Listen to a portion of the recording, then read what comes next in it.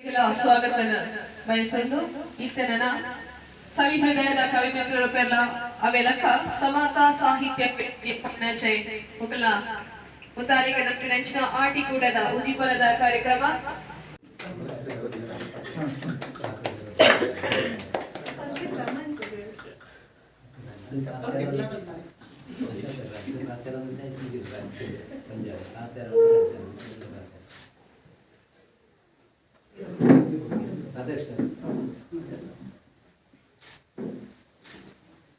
ನಮಸ್ತೆ. ವೇದಿಕೆಯಲ್ಲಿ ಆಸೀನರಾಗಿರುವ ಮಹನೀಯರೇ ಹಾಗೂ ಇಂದಿನ ಈ ಆಟಿಕೂಟ ಕಾರ್ಯಕ್ರಮಕ್ಕೆ ಆಗಮಿಸಿರುವಂತಹ ಎಲ್ಲ ಆತ್ಮೀಯರೇ, ನಿಮಗೆಲ್ಲರಿಗೂ ನನ್ನ ವಂದನೆಗಳು. ನಾವಿಂದು ಇಲ್ಲಿ ಈ ಆಟಿಕೂಟ ಸಮಾರಂಭದೊಂದಿಗೆ ಕಾಸರಗೋಡಿನಲ್ಲಿ ಕನ್ನಡ ಮಾಧ್ಯಮದಲ್ಲಿ 10ನೇ ತರಗತಿಯಲ್ಲಿ ಕಲಿಯುತ್ತಿರುವಂತಹ ವಿದ್ಯಾರ್ಥಿಗಳಿಗೆ ಬೇಕಾಗಿ ಟೀಮ್ ಕನ್ನಡ ಆರಂಭಿಸಿರುವ Kannada SSLC exam winner Kerala state ಎನ್ನುವ ಯೂಟ್ಯೂಬ್ ಚಾನೆಲ್ ಉದ್ಘಾಟನೆಯನ್ನು ಮಾಡಲಿದ್ದೇವೆ. ಇದರ ಉದ್ಘಾಟಕರು ಶ್ರೀಯುತ ರತ್ನಾಕರ ಮಲ್ಲಮುಲ್ಲ ಸರ್ ಅವರು. ಈ ಸಂದರ್ಭದಲ್ಲಿ ಈ ಚಾನೆಲ್ ಕುರಿತು ಒಂದೆರಡು ಮಾತುಗಳನ್ನು ಆಡಲು ನಾನು ಇಚ್ಛೆ ಪಡುತ್ತೇನೆ. ಕಳೆದ 1.5 ತಿಂಗಳಿನಿಂದ ನಾವು ಈ ಚಾನೆಲ್ ನಲ್ಲಿ 10ನೇ ತರಗತಿಯ ಕೆಲವು ವಿಷಯಗಳ ತರಗತಿಗಳನ್ನು ಅಪ್ಲೋಡ್ ಮಾಡ್ತಾ ಇದ್ದೇವೆ. ಇಂತಹ ಒಂದು ಒಳ್ಳೆಯ ವಿಚಾರವನ್ನು ನಮ್ಮ ಮುಂದಿಟ್ಟವರು ಶ್ರೀಮತಿ ಬೇಬಿ ಜಯರಾಮ್ ರವರು. ಇವರಿಗೆ ಹಿಂದಿನಿಂದಲೇ ನಮ್ಮ ಕಾಸರಗೋಡಿನ ಕನ್ನಡಿಗರಿಗೆ ಬೇಕಾಗಿ ಏನಾದರೂ ಮಾಡಬೇಕೆನ್ನುವಂತ ಒಂದು ಹಂಬಲ. ಇದಕ್ಕಾಗಿ ಅವರು ಹೊರತಂದಿರುವ ವಿಜಯಶ್ರೀ ಅಂತ ಹೇಳುವ PSC ಪುಸ್ತಕವೇ ಸಾಕ್ಷಿ. ಇದರ 4 ಭಾಗಗಳು ಬಿಡುಗಡೆಗೊಂಡಿದೆ.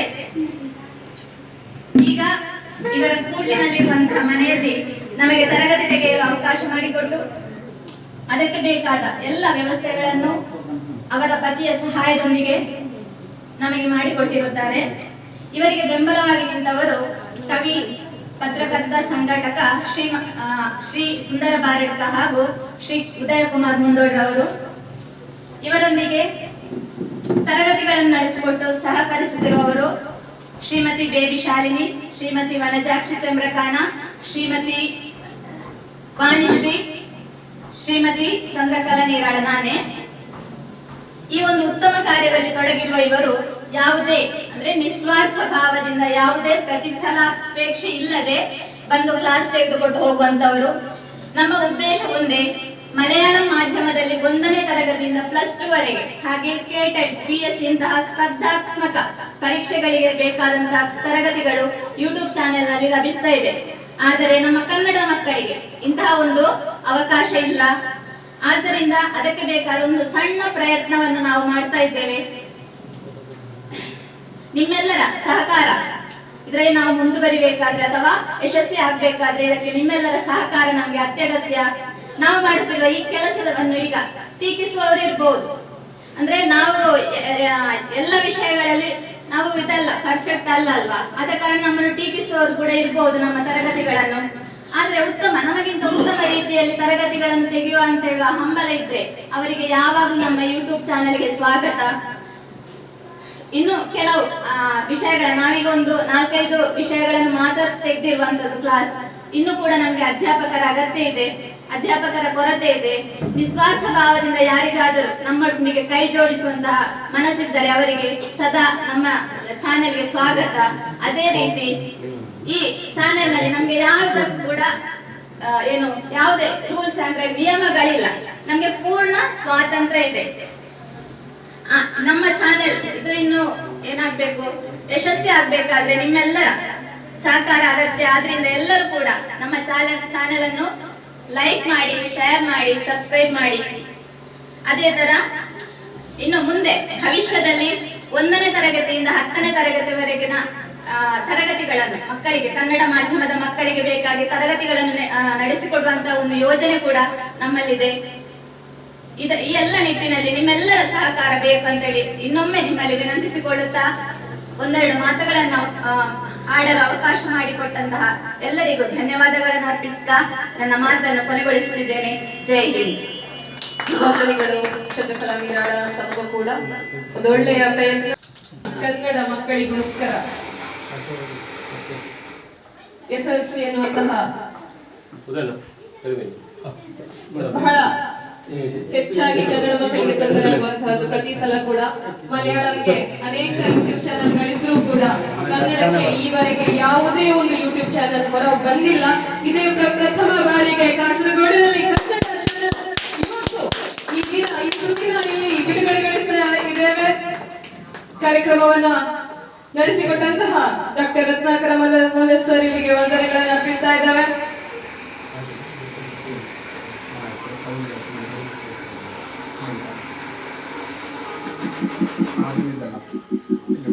ಒಂದು ತರಗತಿಯನ್ನ ಪ್ಲೇ ಮಾಡುವುದರ ಮೂಲಕ ಕಾರ್ಯಕ್ರಮವನ್ನ ಉದ್ಘಾಟಿಸ್ತಾ ಇದ್ದಾರೆ.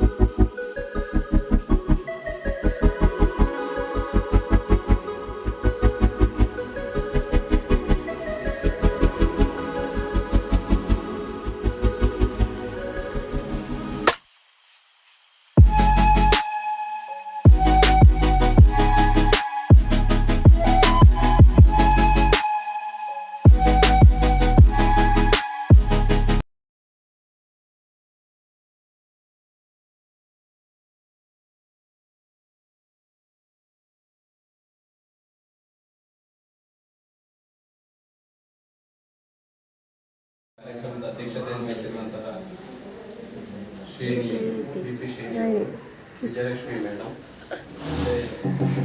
ನಮಗೆ ಇಂತಹ ಒಂದು ಅವಕಾಶವನ್ನು ಇಲ್ಲಿ ಪರಿಸರದಲ್ಲಿ ಮಾಡಿಕೊಟ್ಟಂತಹ ಸುಭಾಷ್ ಅವರೆಲ್ಲ, ಮತ್ತೆ ಕವಿ ಹೃದಯ ಕವಿ ಮಿತ್ರರುಗಳೆಲ್ಲ ಮತ್ತು ಸಮತ ಸಾಹಿತ್ಯ ವೇದಿಕೆ ಜೊತೆಗೆ ಟೀಮ್ ಕನ್ನಡ ಈ ಯೂಟ್ಯೂಬ್ ಚಾನೆಲ್ಗೆ ಸಂಬಂಧಪಟ್ಟಂತಹ ಎಲ್ಲ ಮಹನೀಯರಿಗೆ ಭಗಿನಿಯರಿಗೆ ಸೇರಿರುವಂತಹ ಎಲ್ಲ ಹಿರಿಯರಿಗೆ ಕಿರಿಯರಿಗೆ ಮೊದಲಾಗಿ ವಂದಿಸಿಕೊಂಡು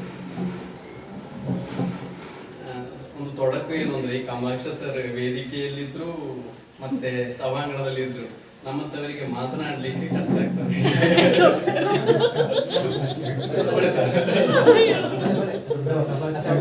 ನೀವು ಕೂತ್ಕೊಳ್ಳಿ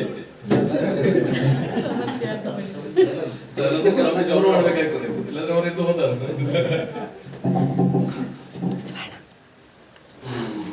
ತೊಂದರೆ ಇಲ್ಲ ಸರ್, ಈಗ ಸ್ವಲ್ಪ ಗಟ್ಟಿಯಾಗಿದೆ. ಸುಂದರ ಬಾರಡ್ಕ ಅವರು ಒಂದು ಕಾಲದಲ್ಲಿ ಧ್ವಲ್ಪು ವೇದಿಕೆಯ ಬಗ್ಗೆ ಮಾಡಿಕೊಂಡು ಅದರ ಬಗ್ಗೆ ತುಂಬಾ ಕಾರ್ಯಗಳನ್ನು ಮಾಡಿದರು. ಮುಖ್ಯವಾಗಿ ಈ ಕನ್ನಡ ಶಾಲೆಯ ಕನ್ನಡ ಮಾಧ್ಯಮ ಶಾಲೆಯಲ್ಲಿ ಕಲಿತಿರುವಂತಹ ವಿದ್ಯಾರ್ಥಿಗಳಿಗಾಗಿ ನಮ್ಗೆ ಗೊತ್ತಿದೆ, ಧ್ವಲ್ಪು ವೇದಿಕೆ ನಡೆಸಿದಂತಹ ಒಂದು ಹೈಕೋರ್ಟ್ ಅಲ್ಲಿ ಹಾಕಿದಂತಹ ರಿಟ್ ಹೇಗೆ ನಿರೂಪಣೆ ಇತ್ತು, ನಂತರ ಅದರ ಒಳಿತುಗಳು ಹೇಗೆ ಆಯಿತು, ಕನ್ನಡ ಮಾಧ್ಯಮ ಶಾಲೆಯ ವಿದ್ಯಾರ್ಥಿಗಳಿಗೆ ಮತ್ತು ಅಧ್ಯಾಪಕರಿಗೆ ಅದರಿಂದ ಆದ ಗುಣಗಳೇನು, ಮುಖ್ಯವಾಗಿ ಅದರ ನಂತರ ನೇಮಕಾತಿಯಾದ ಅಧ್ಯಾಪಕರಿಗೆ ಆದ ಗುಣಗಳೇನು ಇತ್ಯಾದಿಗಳನ್ನು ನಮಗೆ ನಾನು ನೆನಪಿಸಿಕೊಳ್ತೇನೆ ಈ ಸಂದರ್ಭದಲ್ಲಿ. ಸುಂದರ ಬಾರಡ್ಕ ವೇದಿಕೆ ಈ ಒಂದು ತಂಡ ಬದಿರ್ಕದಲ್ಲಿ ಒಂದು ಯುವ ತಂಡ, ಅದರೊಟ್ಟಿಗೆ ಒಂದಷ್ಟು ಮಂದಿ ಸೇರಿಕೊಂಡಿದ್ದಾರೆ, ಯುವಕರು ಯುವತಿಯರು. ಕಾಸರಗೋಡಿನ ಕನ್ನಡದ ಉಳಿವು ಬೆಳವಣಿಗೆಗೆ ದೊಡ್ಡ ಒಂದು ಕೊಡುಗೆಯನ್ನು ಕೊಡ್ತಾ ಬಂದಿದೆ. ಮುಖ್ಯವಾಗಿ ಇವರು ಯಾರು ಈ ಟೀಮಲ್ಲಿ ಇರುವವರು ಅಂದ್ರೆ ಈ ಸಂಘಟನೆಯಲ್ಲಿ ಇರುವವರು ಯಾರು ಕೂಡ ಸರ್ಕಾರಿ ಉದ್ಯೋಗಿಗಳಲ್ಲ, ಪಿಂಚಣಿ ಪಡೆಯುವವರಲ್ಲ, ಒಂದು ಕಾಯಂ ಆದ ಉದ್ಯೋಗಿ ಇರುವವರಲ್ಲ. ಮುಖ್ಯವಾಗಿ ಬರವಣಿಗೆಯ ಮೇಲೆ ಪ್ರೀತಿ ಇರುವವರು ಮತ್ತು ಕನ್ನಡದ ಮೇಲೆ ಅಪಾರ ಅಭಿಮಾನ ಉಳ್ಳವರು. ಇತ್ತೀಚೆಗೆ ಒಂದು ಬೆಂಗಳೂರಿನಿಂದ ಒಂದು ಫಾರ್ಮ್ ಕರೆ ಬಂತು, ಸಾಂದರ್ಭಿಕವಾಗಿ ನೆನಪಿಸಿಕೊಳ್ತೇನೆ. ಈ ಕನ್ನಡದ ಕೆಲಸ ಮಾಡುವವರಿಗೆ ಅವರದೇ ಏನೋ ಅವಾರ್ಡ್, ಯಾವುದೋ ಒಂದು ಸಂಸ್ಥೆ, ತುಂಬ ಸಂಸ್ಥೆಗಳು ಹಾಗೆ ಫೋನ್ ಕಾಲ್ಗಳು ಬರ್ತವೆ. ಇದಕ್ಕೆ ಕಾಸರಗೋಡಿನ ನಿಮ್ಮನ್ನು ಆಯ್ಕೆ ಮಾಡಿದ್ದೇವೆ ಕನ್ನಡದ ಕೆಲಸ ಮಾಡಲಿಕ್ಕಂತ ನಾನು ಆಗ ಹೇಳಿದೆ. ಇಂಥ ತುಂಬ ಕಾಲ್ಗಳು ಬರ್ತವೆ, ಮತ್ತೆ ಅವರು ಕರೆಸಿಕೊಳ್ತಾರೆ, ಶಾಲ್ ಹಾಕ್ತಾರೆ, ಸ್ಮರಣಿಕೆ ಕೊಡ್ತಾರೆ, ಹೀಗೆಲ್ಲ ಮಾಡ್ತಾರೆ.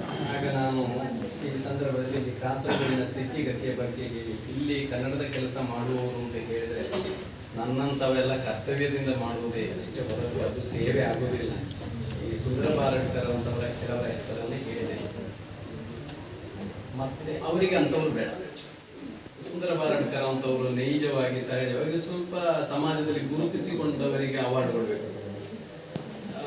ಗುರುತಿಸಿಕೊಂಡವರಾಗುವಾಗ ಪ್ರೊಫೆಸರ್ಗಳು ಅಥವಾ IAS ಆಫೀಸರ್ಗಳು, IPS ಆಫೀಸರ್ಗಳು ಇವರು ಏನು ಕೆಲಸ ಮಾಡದಿದ್ರೂ ಕೂಡ ಅವರ ಸಂಸ್ಥೆಗೆ ಅದು ಹೆಸರು ಬರಬೇಕು. ಸೊ ಅಂತ ಸಂಸ್ಥೆಗಳು ಅಂತ ಒಂದು ಉದಾಹರಣೆಯನ್ನು ನಾನು ಕೊಟ್ಟೆ. ಮತ್ತೆ ಆ ಅವಾರ್ಡ್ ಯಾರಿಗೆ ಹೋಯ್ತು ಇದು ವಿಷಯ ಬೇರೆ. ಅಂತ ಸಂದರ್ಭದಲ್ಲಿ ಅಂತ ಸಮಾಜದಲ್ಲಿ ನಾವು ಬದುಕುತ್ತಾ ಇರುವಾಗ ಬಹಳ ನಿಸ್ವಾರ್ಥ ಸೇವೆಯಿಂದ ಇಂತಹ ಕೆಲಸ ಮಾಡುವವರಿಗೆ ನನ್ನ ಮೊದಲ ಸಲ್ಯೂಟ್. ಬಹಳ ಪ್ರಾಮಾಣಿಕವಾಗಿ ಮತ್ತು ಬಹಳ ನಿಸ್ವಾರ್ಥವಾಗಿ ಮಾತುಗಳನ್ನು ಈ ಸಂದರ್ಭದಲ್ಲಿ ಹೇಳಬೇಕಾಗಿದೆ. ಮಲಯಾಳದ ನಿಮ್ಗೆ ಗೊತ್ತಿದೆ, ಶೈಕ್ಷಣಿಕವಾಗಿ ಈಗಾಗಲೇ ಹೇಳಿದ್ರು ಚಂದ್ರಕಲಾ 1ರಿಂದ 1ವರೆಗೆ ಎಷ್ಟು ಯೂಟ್ಯೂಬ್ ಚಾನೆಲ್ಗಳಿವೆ ಅಂದ್ರೆ ಶಿಕ್ಷಣಕ್ಕೆ ಸಂಬಂಧಪಟ್ಟದ್ದು ಹಲವಾರಿದೆ. ಕೆಲವೆಲ್ಲ ನಾವು ಹಣ ಕೊಟ್ಟು ಅದನ್ನು ಖರೀದಿಸಿ ಹಾಗೆ ಮಾಡಿಕೊಳ್ಳುವಂಥದ್ದು ಇದೆ, ಅದಲ್ಲದೆ ಉದಾರವಾಗಿ ಮಾಡುವಂಥದ್ದು ಇದೆ, ಸರ್ಕಾರದಿದೆ, ಅದೇ ರೀತಿಯಲ್ಲಿ ಖಾಸಗಿ ಸಂಸ್ಥೆಗಳು ತುಂಬಾ ಇವೆ. ತುಂಬಾ ಯೂಟ್ಯೂಬ್ ಚಾನೆಲ್ಗಳಿವೆ. ಅದು ಬರೇ ಶೈಕ್ಷಣಿಕವಾಗಿ ಮಾತ್ರ ಅಲ್ಲ, ಈ ಸಿವಿಲ್ ಪರೀಕ್ಷೆಗಳನ್ನು ಕೂಡ ಗೆಲ್ಲಲಿಕ್ಕೆ ಬೇಕಾದ ಉಪಾಯಗಳನ್ನು, ಇಂಟರ್ವ್ಯೂಗಳನ್ನು ಲೈವ್ ಆಗಿ IAS ಅಥವಾ KAS ಸಂದರ್ಶನಗಳನ್ನು ಹೇಗೆ ಎದುರಿಸಬೇಕು ಅದನ್ನು ಲೈವ್ ಆಗಿ ಕೊಟ್ಟು ಅದರಲ್ಲಿ ತರಬೇತಿ, ಹೇಗೆ ಒಂದು ಇಂಟರ್ವ್ಯೂ ಫೇಸ್ ಮಾಡಬೇಕು, ನಾವು ಹೇಗೆ ಒಳಗೆ ಹೋಗಬೇಕು, ಹೇಗೆ ಕುಳಿತುಕೊಳ್ಬೇಕು, ಯಾಕೆ ಪೆನ್ನನ್ನು ಟಿಕ್ ಟಿಕ್ ಮಾಡಬಾರದು, ನಾವು ಅಲ್ಲಿ ಹೋಗಿ ಯಾಕೆ ಶಾಲು ಸರಿ ಮಾಡಬಾರದು, ಕೆಲವರೆಲ್ಲ ಈಗ ಎಂಟ್ರಿ ಕೂತಾಗ ಈ ಶಾಲನ್ನು ಸರಿ ಮಾಡ್ತಾ ಇರ್ತಾರೆ, ಅದು ಹೇಗೆ ಇಂಟರ್ವ್ಯೂ ಮಾಡುವವರಿಗೆ ಕಿರಿಕಿರಿ ಆಗ್ತದೆ. ಹಲವಾರು ಅಂದ್ರೆ ಬಹಳ ಸೂಕ್ಷ್ಮವಾದ ವಿಷಯಗಳನ್ನು ಕೂಡ ಹೇಳುವಂತಹ ಮಲಯಾಳ ಯೂಟ್ಯೂಬ್ ಚಾನೆಲ್ಗಳಿವೆ. ಆದರೆ ಕರ್ನಾಟಕದಲ್ಲಿ ಕೆಲವೆಲ್ಲ ಕನ್ನಡ ಯೂಟ್ಯೂಬ್ ಚಾನೆಲ್ಗಳು ಇವೆ. ಆದರೆ ಕಾಸರಗೋಡಿನವರಿಗೆ ಅದರ ಉಪಯೋಗ ಆಗುವುದು ಕಡಿಮೆ. ಇಲ್ಲಿ ಸುಮಾರು 188ರಷ್ಟು ಕನ್ನಡ ಮಾಧ್ಯಮ ಶಾಲೆಗಳಿವೆ. LP, UP, ಹೈಸ್ಕೂಲ್ ಎಲ್ಲ ಪ್ಲಸ್ಟುಗಳೆಲ್ಲ ಸೇರಿವೆ. ಇಲ್ಲಿಗೆ ಬರುವ ವಿದ್ಯಾರ್ಥಿಗಳು ಯಾರು ಅಂತ ಕೇಳಿದ್ರೆ ನಮ್ಮಂತವರ ಮಕ್ಕಳು ಖಂಡಿತವಾಗಿಯೂ ಇಲ್ಲ. ಎಲ್ಲಿಯೋ 1%, 2%. ಕಾಲೇಜ್ ಪ್ರಾಧ್ಯಾಪಕರು, ಶಾಲೆಯ ಅಧ್ಯಾಪಕರು, ಹೆಡ್ ಮಾಸ್ಟರ್ಗಳ ಮಕ್ಕಳು, AEO, DEO ಇಂಥವ್ರ ಮಕ್ಕಳು ಇಲ್ಲ ಅಂತ ಅಲ್ಲ, ಆದ್ರೆ ಭಾರಿ ಕಡಿಮೆ. ಯಾರು ಬರ್ತಾರೆ ಅಂದ್ರೆ ಕೂಲಿ ಕೆಲಸದವರು, ರಿಕ್ಷಾ ಡ್ರೈವರ್ಗಳು, ಬಸ್ ಕಂಡಕ್ಟರ್ಗಳ ಮಕ್ಕಳು. ಇತ್ತೀಚೆಗೆ ನಮ್ಮ ಹಲವಾರು ವಿದ್ಯಾರ್ಥಿಗಳು ಈಗ ಹೈಸ್ಕೂಲಿನ ಅಧ್ಯಾಪಕರಾಗಿದ್ದಾರೆ, LP, UP ಇದ್ದಾರೆ. ಮೊನ್ನೆ ಒಂದು ಅಧ್ಯಾಪಕ ಸಂಘದ ಒಂದು ಕಾರ್ಯಕ್ರಮಕ್ಕೆ ಹೋದಾಗ ನಾನು ಕೇಳಿದೆ, ಒಬ್ಬಳು ನಮ್ಮ ಶಿಷ್ಯೆ ಹೇಗಿದೆ ಸ್ಟ್ರೆಂತ್ ಅಂತ.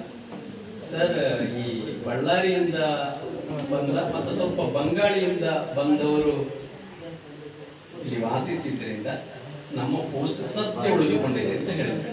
ಅಂದ್ರೆ ಊರಿನವರು ಯಾರು ಅವರ 1ನೇ ಕ್ಲಾಸಿನ ಅಡ್ಮಿಷನ್ ಆಗಿಲ್ಲ. ಬಂಗಾಳಿಯವರು ಯಾಕೆ ಕನ್ನಡವನ್ನು ಚಾಯ್ಸ್ ಮಾಡಿದ್ರು ಏನೋ ನಮ್ಮ ಸೌಭಾಗ್ಯವೋ ಗೊತ್ತಿಲ್ಲ. ಮತ್ತೆ ಬಳ್ಳಾರಿಯಿಂದ ಬಂದವರು, ಮತ್ತೆ ಕೆಲವು ಶಾಲೆಗಳ ಸ್ಟ್ರೆಂತ್ ಅಂದ್ರೆ ಮದ್ರಸ ಕಲಿಯುವುದಕ್ಕೆ ಬೇಕಾಗಿ ಬರುವ. ಇದು ವಾಸ್ತವ ಚಿತ್ರಣವನ್ನು ನಾನು ಕೊಡ್ತಾ ಇರುವಂಥದ್ದು. ಇಂಥ ಹಲವು ಶಾಲೆಗಳ ಹಲವು ಮಾಹಿತಿಗಳನ್ನು ಬೇರೆ ಬೇರೆ ಅಗತ್ಯಕ್ಕೆ ನಾನು ಕಲೆಕ್ಟ್ ಮಾಡಿದ್ದೆ. ಆವಾಗ ಗೊತ್ತಾಗ್ತದೆ. ಅಂತೂ ನಾವು ಕಾರ್ಯಕ್ರಮ ಮಾಡ್ತೇವೆ, ಕನ್ನಡದ ಬಗ್ಗೆ ಮಾತಾಡ್ತೇವೆ, ಪುಸ್ತಕ ಬರೆಯುತ್ತೇವೆ, ತುಂಬಾ ಕಾರ್ಯಚಟುವಟಿಕೆಗಳನ್ನು ಮಾಡ್ತೇವೆ, ಸಾಂಸ್ಕೃತಿಕವಾಗಿ, ಭಾಷಿಕವಾಗಿ, ಶೈಕ್ಷಣಿಕವಾಗಿ. ಆದ್ರೆ ರಚನಾತ್ಮಕವಾಗಿ ಅಥವಾ ಪ್ರಾಕ್ಟಿಕಲ್ ಆಗಿ ಒಂದು ಮುಖ ಹೀಗೆ ಇದೆ.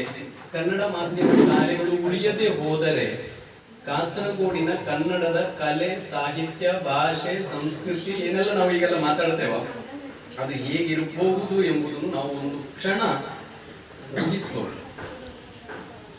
ಈ ವಲಸೆ ಬಂದ ಕಾರ್ಮಿಕರ ಮಕ್ಕಳು ಕೆಲವು ಶಾಲೆಗಳ ಸ್ಟ್ರೆಂತ್, ಶಕ್ತಿ ಹೊರತು ಕೆಲವೊಮ್ಮೆ ಅಲ್ಲಿ ಕಲಿಯುವ ಅಧ್ಯಾಪಕರ ಮಕ್ಕಳು ಕೂಡ ಅಲ್ಲ ಅಂತ ಹೇಳುವಂತಹ ಒಂದು ಚಿತ್ರಣ ಕಾಸರಗೋಡಿನ ಹಲವು ಕನ್ನಡ ಶಾಲೆಗಳು. ಆವಾಗ ಈ ಸುಂದರ ಬಾರಡ್ಕ ಅಂತವರು ಕರ್ನಾಟಕದಲ್ಲಿ ಕೆಲಸ ಮಾಡುವ ಬೇಡಿಕೆ ತುಂಬಾ ಮಂದಿ ಇದ್ದಾರೆ. ನಾನು ಕೆಲವರ ಹೆಸರನ್ನೆಲ್ಲ ಹೇಳಲಿಕ್ಕೆ ಬಿಟ್ಟು ಅದು ಕ್ಷಮಿಸಬೇಕು. ನಮಗೆ ತುಂಬಾ ದೇವತಾ ಪುರುಷಗಳ ಪ್ರಾರ್ಥನೆ. ಇದು ಅತಿಶಯೋಕ್ತಿಯ ಮಾತು ಅಥವಾ ಆಲಂಕಾರಿಕ ಮಾತು ಅಂತ ನನಗೆ ಅನಿಸುವುದಿಲ್ಲ. ಅನಿಸಿದ್ರೆ ಯಾರಿಗಾದ್ರೂ ಕ್ಷಮಿಸಿ.